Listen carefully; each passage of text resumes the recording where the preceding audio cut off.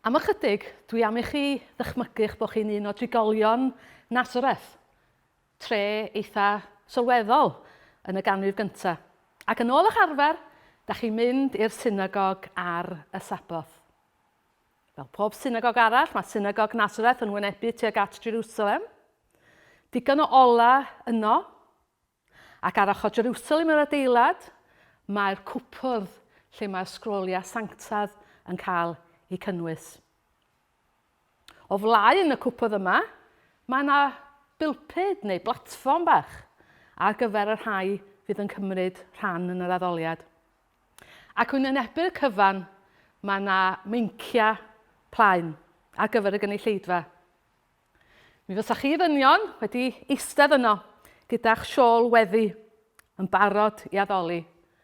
A mi fysa ni ferched wedi mynd i eistedd ar wahân. Bosib i fyny grisiau mewn galeri neu tu ôl i ryw sgrin, achos doedd y ddeddf ddim yn caniatáu chi ddynion addoli yng nghwmni ni ferched. Rhaid i ddynion ganolbwyntio ar ei gweddiau a pheidio gadael i degwch merched hardd fel fi i dynnu'ch sylw chi. Da chi'n nabod pawb yn y synagog, da chi'n ei gweld nhw o Saboth i Saboth. A mae'r gwasanaeth yn dechrau. 5 rhan, mae'n debyg i'r addoli yn y cyfnod yma. Ac yn gyntaf, mae pawb yn treulio cyfnod yn moli Duw, gan ddefnyddio geiriau o'r salma. Cyfle i ddiolch i Dduw am ei fendithion o ddydd i ddydd. Yna, gweddiau set. Cyfle i adrodd y siema wedyn, y rhannau hynny o lyfr Deuteronomium a Niwmeri sy'n dechrau gyda'r gair siema gwrando. Gwrando o Israel. A mae'r arglwydd ein Duw yn un arglwydd. Cad i'r arglwydd a holl galon, a chi'n gwybod beth sy'n dilyn wedyn. Ac yna mae un o'r gynulleidfa yn codi i ddarllen o lyfrau'r gyfraith. Crochannydd, y masnachwr, rhywun sydd wedi cael gwybod ymlaen llaw beth ydy'r darlleniad. Mae'r sgrôl yn cael ei estyn o'r cwpwrdd sanctaidd i'r darllenydd. A chi'n mynd deall i ddechrau, achos mae'r darlleniad mewn Hebraeg clasurol, a da chi wedi anghofio lot o'r hyn ddysgoch chi yn yr ysgol ystalwm. Ac yna da chi'n disgwyl am gyfieithiad yn yr Aramaeg, yr iaith da chi'n siarad bob dydd. A da chi'n cael eich atgoffa o ddynion Duw. Yr hyn mae o'n disgwyl gennych chi, a falla yn teimlo cwilydd o sylweddoli eich bod chi wedi torri deddf Duw yn ystod yr wythnos. Yna mae yna berson arall yn codi, a mae yna gyffro ymhlith y gynulleidfa wrth weld pwy sy'n mynd ymlaen i ddarllen o lyfrau proffwydi. Achos Iesu, fab Joseph, sydd yn mynd ymlaen. A mae wedi gadael Nasareth ers peth amser, ac mae yna straeon rhyfedd amdano wedi cyrraedd yn ôl. Da chi wedi clywed ei fod o'n egluro'r gair mewn synagoga ar hyd a lled Galilea, a mae yna ganmol iddo fo. Ac wrth edrych arno fo mynd ymlaen, da chi'n rhyw deimlo, wel, falla mae nid gwasanaeth arferol sabothol fydd hwn. Mae Iesu'n cymryd y sgrôl oddi wrth arweinydd y synagog ac yn dechrau darllen. A da chi'n angen cyfieithiad i sylweddoli ei fod wedi dewis darllen rhan o broffwydoliaeth Eseia. Mae'r adran mor gyfarwydd i chi. Yr adnodau sy'n cyfeirio at Feseia Duw a'r hyn fydd yn ei wneud i gynorthwyo pobl Dduw. A mae'n braf clywed yr addewidion yma eto. Ac wedi gorffen, mae Iesu'n rhoi y sgrôl yn ôl ac yn eistedd i lawr, achos oedd pregethwyr y cyfnod yna yn cael eistedd i gyflwyno ei neges. A da chi'n rhyw obeithio, y bydd o'n fwy diddorol na'r hyn gawsoch chi'r wythnos o blaen, achos mi aeth y person yna ymlaen, a defnyddio rhyw eiriau hir ac anodd. Ond ydych chi glywed geiriau nesaf Iesu? Ma'ch calon chi yn dechrau curo fel timpani yn eich mynwent chi. Achos mae o'n dweud, heddiw yn eich clywch chi, mae'r ysgrythyr hon wedi ei chyflawni. A da chi'n hiw edrych ar y person, i'w gil edrych ar y person sydd o'ch ochr chi, i weld beth ydy ymateb nhw i'r hyn mae Iesu newydd i ddweud. A mae yna rhywun o'r cefn yn sibrwd yn uchel, tydi o'n siarad yn dda, i feddwl mai dim ond mab y saer ydi o. Siŵr fod i deuluo'n falch ohono fo. A da chi yno, yn y synagog yn Nasareth, yn sylweddoli, eich bod chi wedi clywed y dyn yma'n dweud i bob pwrpas, mai fo ydy'r Meseia. Fo ydy'r person mae Duw wedi ei addo i anfon atoch chi gyflawni a ddiwydion. Fo ydy'r person mae'r genedl wedi disgwyl amdano am ganrifoedd. Be ydych chi'n mynd i wneud? I credu? Derbyn yr hyn mae'n ei ddweud amdano ei hun? Neu be? Dewch o'r synagog na yn Nasareth. Dewch o'r ganrif gyntaf yn ôl i'r addoliad yma yn yr 11 ganrif. Mae yna lawer iawn yn debyg, gai y Duw yn gwbl ganolog, pobl yn ymgynnull i addoli a gweddio, y salma yn dal i gael ei darllen, yn gobeithio'n wir nad ydy presenoldeb ni ferched yn rhwystr i chi ddynion addoli yma. Does na neb wedi codi i ddarllen sgrôl, ac eto, da ni wedi clywed llais Iesu yn dweud wrthon ni, y mae ysbryd yr arglwydd arnaf oherwydd iddo feneinio. Mae o'n dweud wrthon ni heddiw fod Duw wedi anfon o'r byd, ato ni, fel yr ath o at bobl Nasareth, gyda'r un neges. Fod yw'r un a ddawyd, fod yw'r un sy'n mynd i achau, fod yw'r un sy'n mynd i ryddhau ac agor llygaid. Heddiw, yn eich clyw chi, y mae'r ysgrythyr hon wedi ei chyflawni. Beth ydy'n ymateb ni hynny? Be da ni'n mynd i wneud? I gredu o? Credu fod Duw wedi anfon Iesu'r byd fel Meseia, fod popeth a ddywedir amdano fo, popeth a'r llenwn ni amdano fo yn wir? Yn da ni fel pobl Nasareth. Yn gwrthod, na, di peth ddim yn bosib. Os da ni'n ymateb fel pobl Nasareth, wel, dyna ddiwedd ar y peth. Fe nawn ni gario ymlaen gyda'n bywyd bach ni. Ond os oes na barodrwydd i gredu i ymateb i Iesu, nid dyna diwedd. Mae yna bethau yn digwydd y mywyd y person sy'n credu mae Iesu yw'r Meseia. Ac o ddarllen ymlaen yn Efengylig, da ni'n gallu gweld y pethau yma'n digwydd yn profiad pobl. Ac un o'r pethau cyntaf sy'n digwydd wrth i bobl dderbyn mae Iesu yw'r Meseia, ydy parodrwydd i droi ato fo am gymorth. Maen nhw'n credu bod gan Iesu y gallu i achau, i adfer golwg, i ryddhau. Ac ar fachlyd hael, pawb oedd â chleifion yn dioddef dan amrywiol a fiechydon, eithant a hwy ato. Pobl Chapernaum, maen nhw'n cael eu beirniadu nes ymlaen, ond pobl Chapernaum yn mynd at Iesu gyda'i cleifion. Ac yn nes ymlaen, mae pobl eraill yn dod hefo problemau gwahanol. Y llywodraethwr ifanc cyfoethog yn anfodlon ei fyd, Sacheus wedi ei wrthrymu gan arian garwch ac anonestrwydd. Pobl yn dod achos bod nhw'n credu bod Iesu yn genuine, yr un addawyd. A mae'r deillion yn gweld, mae'r cloffion yn cerdded. Ond hefyd yn ysbrydol, mae pobl yn cael eu rhyddhau i fywyd newydd. I ba raddau da ni yn troi at yr Iesu? Am help i ni'n hunain? Am help i bobl eraill, gan gredu bod yr help yna i'w gael gan Iesu y Meseia. Os ymwydwn ni ymlaen yn Efengylig benod 5, da ni'n gweld canlyniad arall i credu mae Iesu yw'r Meseia. A mae yna newid olygfa. Da ni'n mynd at y llyn Nasareth. A mae pysgotwyr wedi cael noson aflwyddiannus. Dim pysgod, dim bywoliaeth yn noson honno. A Iesu'n dweud wrthyn nhw, ewch allan i'r dŵr dofn.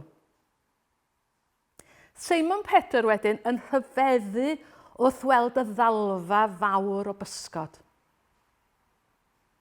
Ac yn gweld mawredd y Meseia.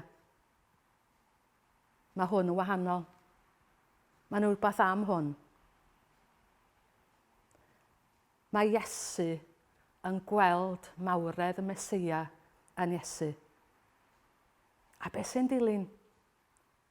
Syrthiodd wrth luniau Iesu gan ddweud, dos ymaith oddi wrthyf oherwydd dyn pechadurus o'i fi arglwydd. Yn y sylweddoli i fod o'n bechadur a'i fod o angen maddeuant.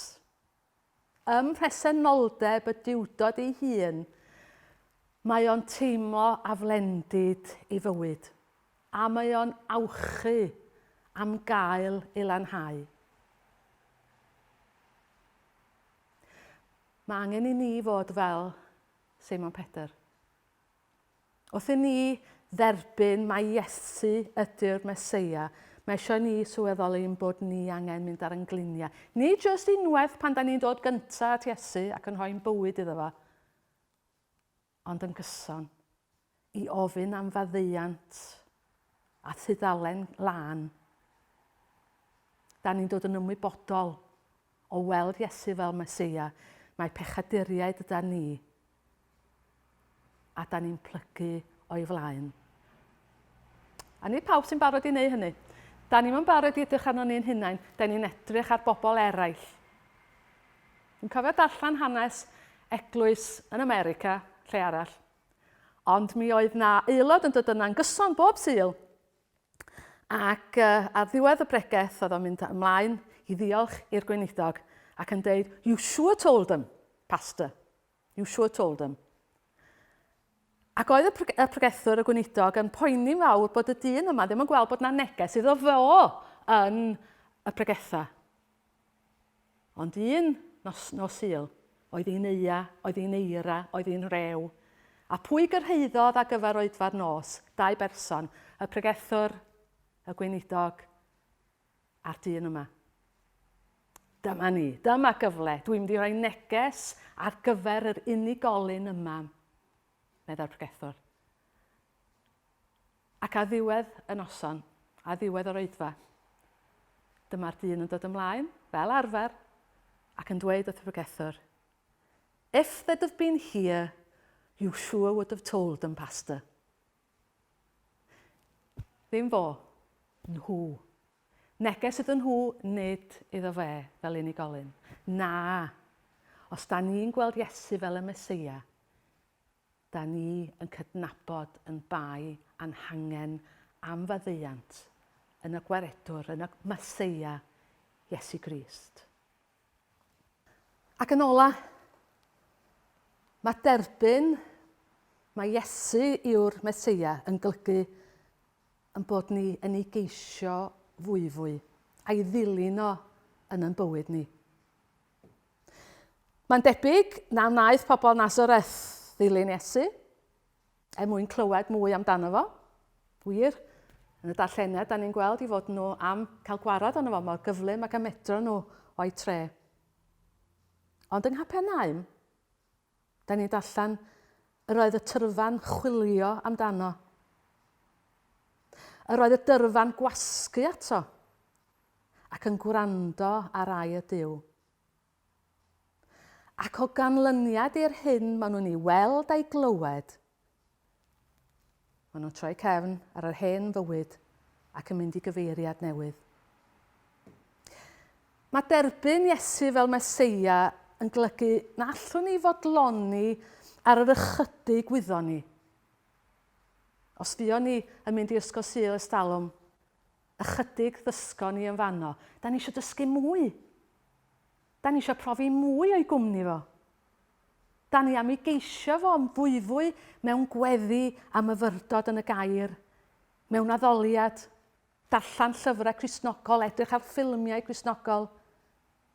Pob cyfle sy'n dod, allwn ni'n cael digon yna fo.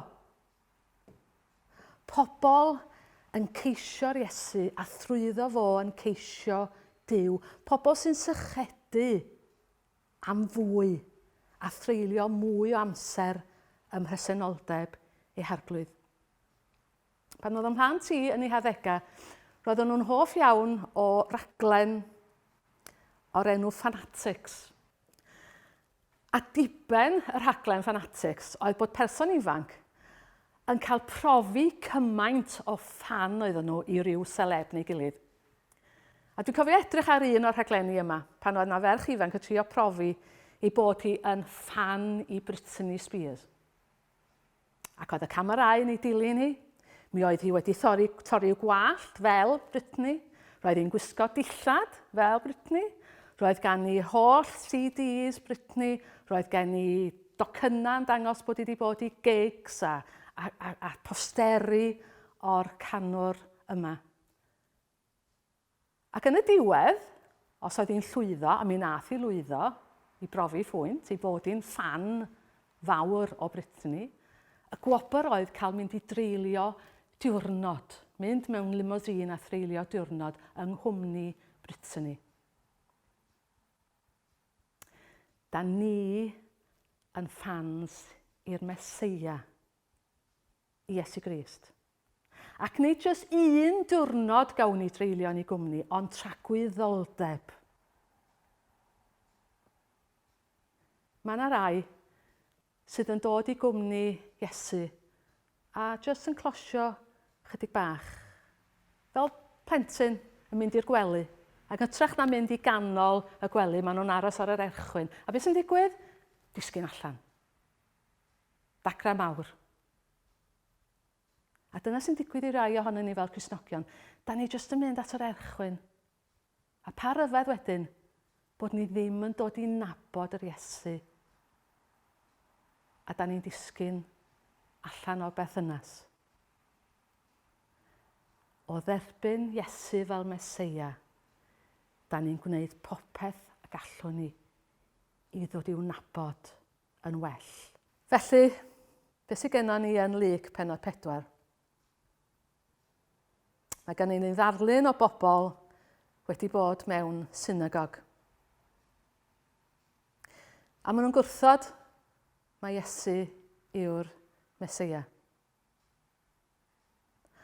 Ond allan nhw'n i mlaen, a dyn ni'n gweld pobl yn dod i argyhoeddiad, dyma fe, dyma'r un sydd wedi anfon gan Dduw, mae ysbryd yr arglwydd arno.